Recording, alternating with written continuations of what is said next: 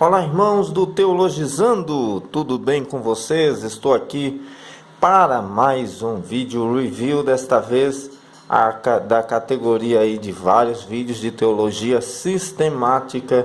Nós temos aqui um dos maiores teólogos e avivalista de todos os tempos, o doutor e pastor Charles Finney. Charles Finney é um autor histórico, né? Charles Finney é um autor histórico. Ele foi um grande teólogo e tem uma forte influência hoje em dia, principalmente nas teologias de algumas igrejas, denominações pentecostais em nosso Brasil. Não que ele fosse como o pentecostalismo de hoje, mas ele defende, prerrogativas doutrinárias que são defendidas por pentecostais de hoje. A teologia de Charles Finney é lançada aqui no Brasil pela editora CPAD. Ele como disse, é um trabalho histórico, portanto muito importante, como você vê aí na contracapa, para os estudantes de história da igreja. E aqui, por exemplo, diz: estudantes de história da igreja concordam que Charles Gladstone Finney foi o líder de um dos maiores reavivamentos de todos os tempos. A Igreja do Senhor moveu-se ao crescimento na esteira dos reavivamentos de Finney. A ele é direta e indiretamente atribuída a conversão de cerca de 500 mil de pessoas. As convicções teológicas de Finney nasceram sob o fogo do reavivamento e moldaram-se por uma mente brilhante de advogado, comprometida com a autoridade plena da Bíblia. Ele deu sua vida para promover o retorno e a prática do cristianismo bíblico no poder do Espírito Santo, em favor da causa da glória e reino de Deus. As verdades distintas que Finney pregou trouxeram tão profunda convicção de pecado que a igreja atual se sente bem quando estuda sua posição no governo moral de Deus, a natureza humana, a expiação, a soberania, os atributos do amor, a ação da unidade moral, a regeneração.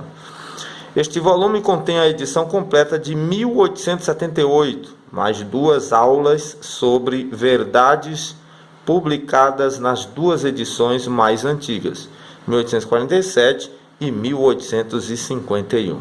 Portanto, uma obra histórica, em capa dura. Esse nosso material é um trabalho exemplar.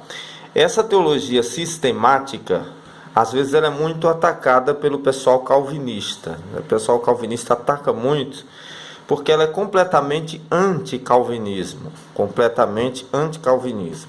Sem delongas, vamos passar para o índice do livro e vamos deixar que você, aí que é de outra teologia, aí que se denomina reformados, venham a conhecer esta obra, não ficar preso ao calvinismo apenas, mas conhecer esta obra, para que você possa entender melhor a teologia de Charles Finney.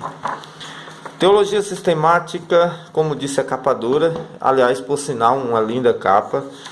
Parabéns à CPAD por lançar este material. Teologia sistemática do Charles Finney, um dos maiores teólogos e avivalista de todos os tempos.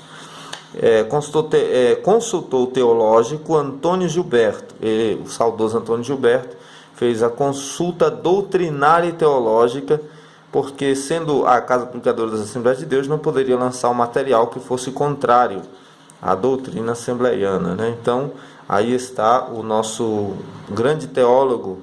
No Brasil, acho que nunca teve um teólogo tão excepcional quanto Antônio Gilberto nas Assembleias de Deus. Ele era o que consultava teologicamente, doutrinariamente, se as obras passariam ou não no crivo das Assembleias de Deus.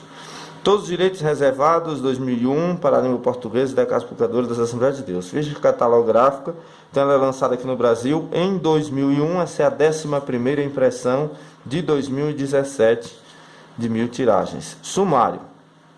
Prefácio à edição brasileira, prefácio do autor, aula 1. Ela está dividida em aulas, do Dr. Finney. Aulas 1. Várias classes de verdades. Como chegamos ao conhecimento de certas verdades? As verdades da autoconsciência, dos sentidos, da razão, do entendimento. Verdades que exigem provas, verdades que não exigem prova.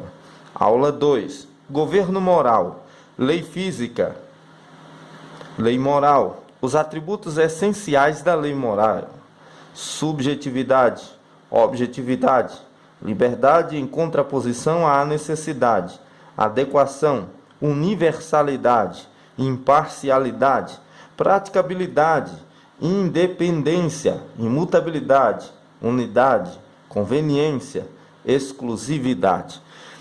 Dando uma pausa para pedir que você se inscreva no nosso canal, dê o seu joinha, ative o sininho para você não perder nossas lives e novidades aqui do canal.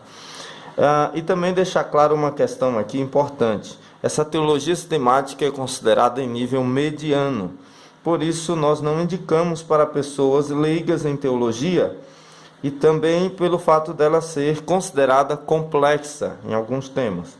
Por exemplo, sobre o governo moral. Aula 13. Governo moral.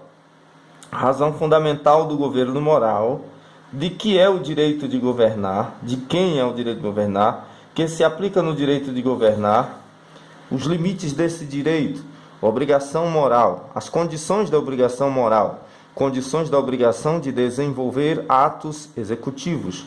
Aula 4. Obrigação moral. O homem está sujeito à obrigação moral, à amplitude da obrigação moral. Aula 5. Várias teorias sobre o fundamento da obrigação moral, da vontade de Deus como a base da obrigação, teoria do interesse próprio, de Paley, a filosofia utilitarista, a teoria do direito como o fundamento da obrigação, a teoria da bondade ou a excelência moral de Deus, a filosofia da ordem moral, teoria da natureza e relações dos seres morais, teoria da ideia do dever, filosofia da complexidade. O Dr. Finner é um exímio advogado, portanto, ele trabalha com sua teologia sistemática com um viés um pouco diferenciado, mais voltado como se estivesse tratando de direito moral, espiritual, semelhante ao que faz-se nas aulas de direito secularmente. Então, um doutor, um pastor advogado, um teólogo que entende essa linguagem, vai entender muito bem, cabalmente eficiente, a doutrina da justificação, a soteriologia como um todo. Aula 6. Pendências práticas das várias teorias do fundamento da obrigação moral. A teoria da soberania da vontade de Deus. A teoria da escola egoísta. Utilitarismo, teoria do direito, a natureza e o valor intrínsecos do máximo bem-estar de Deus e do universo. Aula 7. A unidade da ação moral. O que constitui a obediência à lei moral? A obediência não pode ser parcial. Aula 8. Obediência à lei moral. O governo de Deus nada aceita como virtude, exceto a obediência à lei de Deus. Não pode haver uma regra de dever senão a lei moral, que nada pode ser virtude ou religião verdadeira, senão obediência à lei moral, o que não está implícito na perfeita obediência a essa lei. Aula 9. Os atributos do amor. Certos fatos na filosofia mental, conforme revelados na consciência.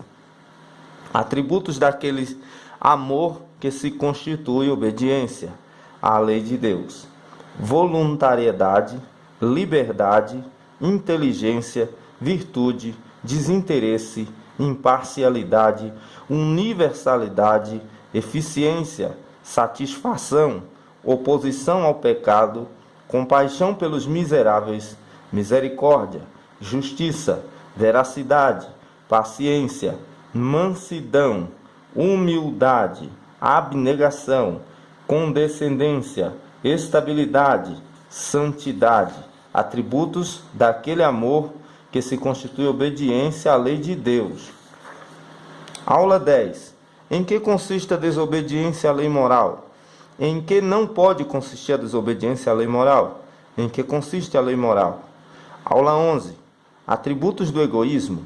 voluntariedade, liberdade, inteligência, irracionalidade, caráter interesseiro, parcialidade, eficiência, oposição à benevolência, crueldade, injustiça, falsidade ou mentira, orgulho, inimizade contra Deus, intemperança, depravação moral total.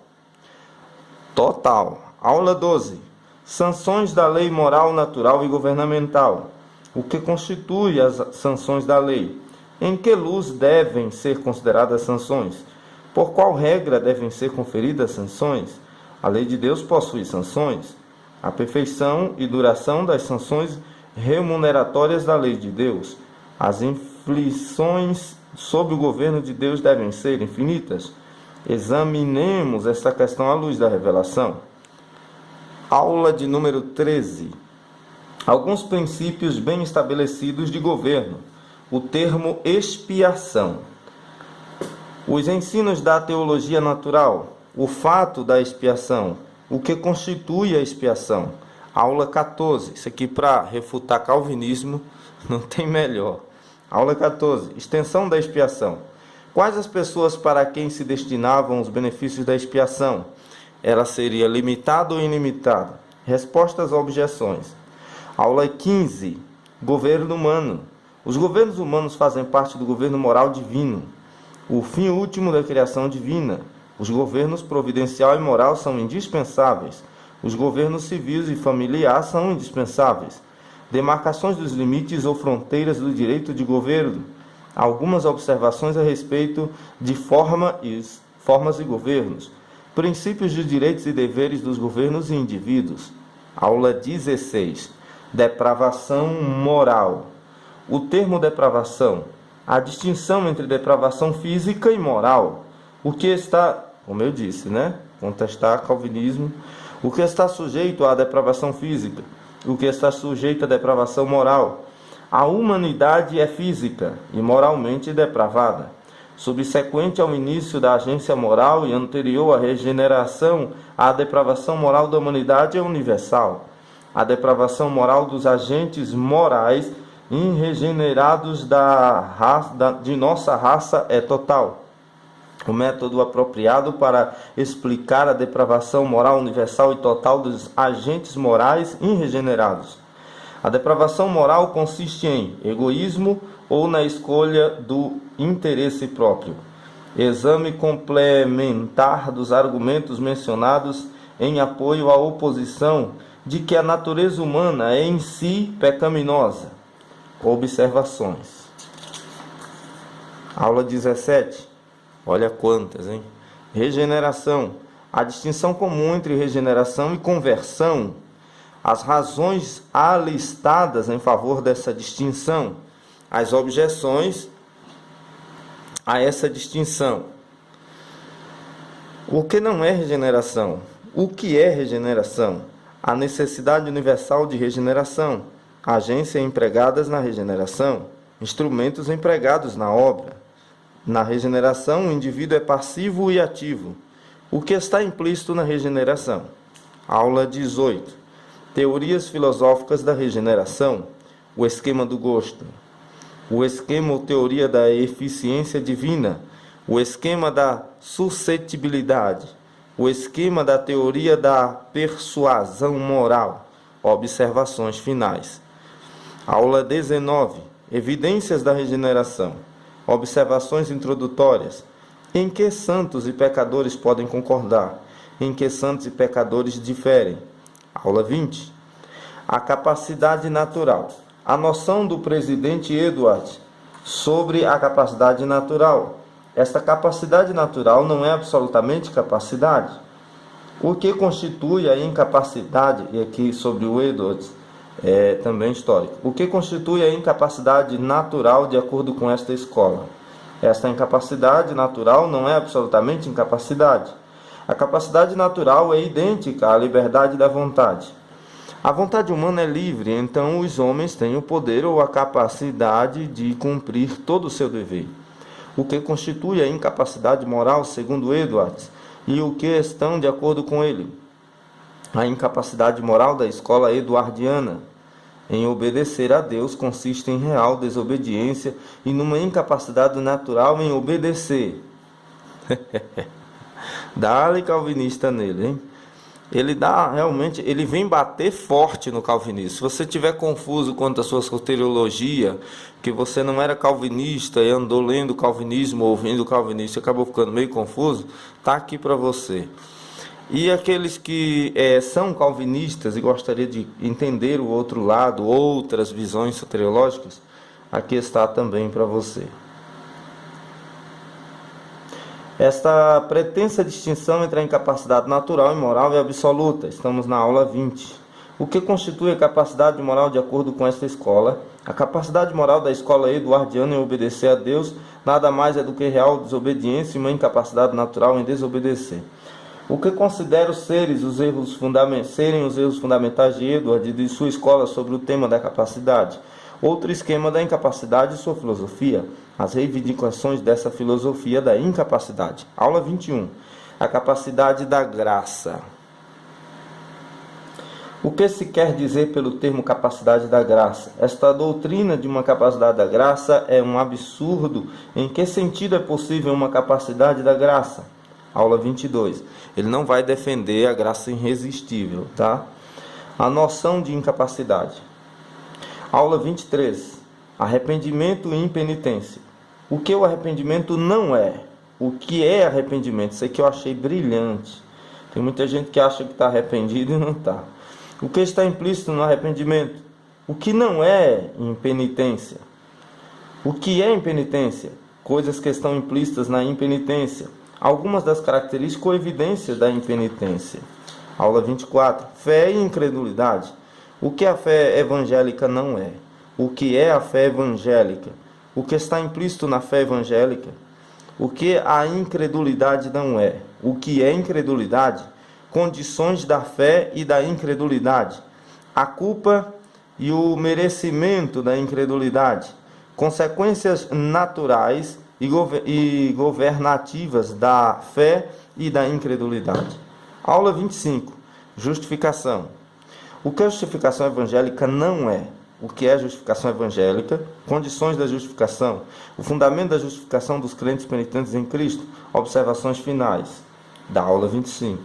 Aula 26. Santificação. Alguns pontos já estabelecidos neste curso. Definindo os termos principais a serem usados nesta discussão. Estamos lendo o sumário, tá? Mostrando qual é a verdadeira questão em debate. Esta santificação plena é alcançável nesta vida. O argumento da Bíblia. Santificação plena é alcançável nesta vida. É muito defendido por John Wesley. Aula 27. Santificação. Paulo plenamente santificado. Aula 28. Condições. Paulo apóstolo, tá? Aula 28. Condições para alcançarmos a santificação. Aula 29. Objeções à santificação. Objeções respondidas. Observações finais da aula 29. Aula 30. Eleição. Aqui começa a pegar aí contra os calvinistas. Concordância, pegar mais, né? Concordância geral entre todas as denominações cristãs no que diz respeito aos atributos naturais e morais de Deus. Tanto calvinista quanto não, né? Entende os atributos naturais de Deus. O que a doutrina bíblica da eleição não é? O que a doutrina bíblica da eleição é? Devo provar a doutrina quando a declaro como verdadeira. Quais podem ter sido as razões para a não eleição? Provar a doutrina quando a declaro como verdadeira. Algumas pessoas simplesmente mudam de crença, por exemplo, nessa questão soteriológica, né? E nem prova se aquilo é realmente verdade. Vai no Maria, vai com as outras. Quais devem ter sido provavelmente as razões para a eleição? Quando a eleição foi feita? A eleição não fornece meios desnecessários à salvação dos eleitos. A eleição é a única base para a esperança no sucesso dos meios. A eleição não coloca nenhum obstáculo à salvação dos não eleitos. Não existe nenhuma injustiça na eleição. Este é o melhor que pode ser feito pelos habitantes deste mundo. Como é que podemos apurar nossa própria eleição? Inferências e comentários. Aula 31. Reprovação. O que a doutrina da reprovação não é? O que a doutrina da reprovação é? Esta é uma doutrina da razão. Esta é a doutrina da revelação. Porque os pecadores são reprovados ou rejeitados? Não da forma calvinista que é defendida, tá? A reprovação é justa, a reprovação é benevolente. Como se poderá saber quem são os reprovados? Objeções. Aula 32. A soberania divina. O que o termo soberania não significa quando é aplicado a Deus? O pessoal exagera nisso, né? O que se deseja transmitir através dos termos soberania divina? Deus é e deve ser um soberano absoluto e universal. Observações finais. Aula 33. Os propósitos de Deus. O que eu entendo por propósito de Deus? A diferença entre propósito e decreto. Existe obrigatoriamente um sentido pelo qual os planos de Deus estendem-se a todos os eventos. A diferença entre propósito e decreto. Tem muita gente que confunde, né? Os reformados confundem esse negócio de propósito e decreto. O diferente sentido em que Deus propõe diferentes eventos. A vontade revelada de Deus jamais é inconsistente com o seu próprio propósito secreto. A sabedoria e a benevolência dos propósitos de Deus. A imutabilidade dos propósitos divinos. Os propósitos de Deus são a base de uma confiança eterna e feliz. Os propósitos de Deus com a sua presciência ou conhecimento prévio. Os propósitos de Deus não são inconsistentes entre si, porém demandam o uso de meios tanto por parte de Deus como por nós para que se cumpram. Aula 34. A perseverança dos santos. Os diferentes tipos de certeza. A declaração do que não é pretendido pela perseverança dos santos. O que a doutrina em questão pretende? Aula 35. A prova da perseverança dos santos. Aula 36. A perseverança dos santos. Objeções respondidas. Mais objeções respondidas e objeções finais na aula 36. No final temos um glossário no final das teologias sistemáticas. Dr. Charles Finney, ele baseia toda a sua teologia sistemática em torno do tema central soteriológico, né? Pega tudo isso aqui, a teologia sistemática, e explana ela em torno dos atributos divinos, moral, natural, e em torno da questão soteriológica da redenção do homem. Uma maneira de discorrer teologicamente como nunca vista antes. Prefácio à edição brasileira. Então mostramos para você o sumário durante esse tempo aqui. A gente não costuma ver na internet review deste material. Temos outras teologias sistemáticas e muita Bíblia de estudo e comentários bíblicos aqui no canal. Então se inscreve e não fica de fora. Prefácio. O tamanho da letra é maravilhoso, né? Aqui tem um prefácio do próprio autor. Várias classes de verdades. É a aula número 1. Aqui está a primeira página. Então tem um material de excelente qualidade. Essa é a nossa recomendação. Como chegamos ao conhecimento de certas verdades. Da edição de 1851. Como disse, é um tratado teológico de Finney, histórico. Você percebe, né? Como as obras de Armínio, como as Institutas de Calvino, estas obras são também históricas. Você que tem as Institutas de Calvino, as obras de Armínio, deveria ter a obra histórica também do Charles Finney, né? Para complementar aí teus estudos, para comparações e considerações. Quem ler consegue formalizar melhor as suas ideias, né? Então está aí mostrando a você o tamanho das letras. Não é um tamanho muito pequeno, mas também não é tão grande. É suficiente, né, para a leitura. Suficiente para a leitura, não necessitando assim de um fundo de garrafa para ler. Dá realmente para ler tranquilamente. Fé e incredulidade. O que a fé evangélica não é. Aí eu vou ler aqui um trecho para você ter uma ideia da linguagem, né, e de como é discorrido os temas. Ele diz assim: o termo fé, como a maioria das outras palavras, tem sentidos diversos e às vezes é manifestadamente usado na Bíblia para designar um estado do intelecto, significando uma uma persuasão inconteste. Eu estou aqui numa posição meio complicada para ler. Uma convicção firme, um consentimento intelectual sem hesitações. Porém, este não é o seu significado evangélico. A fé evangélica não pode ser um fenômeno do intelecto pela razão óbvia de que, quando usada no sentido cristão, sempre é considerada como uma virtude. Veja que realmente precisa-se de um exímio glossário, né, para que você possa compreender. Linguajar, o que é a fé evangélica? Visto que a Bíblia representa uniformemente a fé salvadora ou evangélica como uma virtude, sabemos, portanto, que tem de ser um fenômeno da vontade. É um estado eficiente da mente e, portanto, tem de consistir na aceitação da verdade pelo coração ou pela vontade. É o fechamento da vontade com as verdades do Evangelho.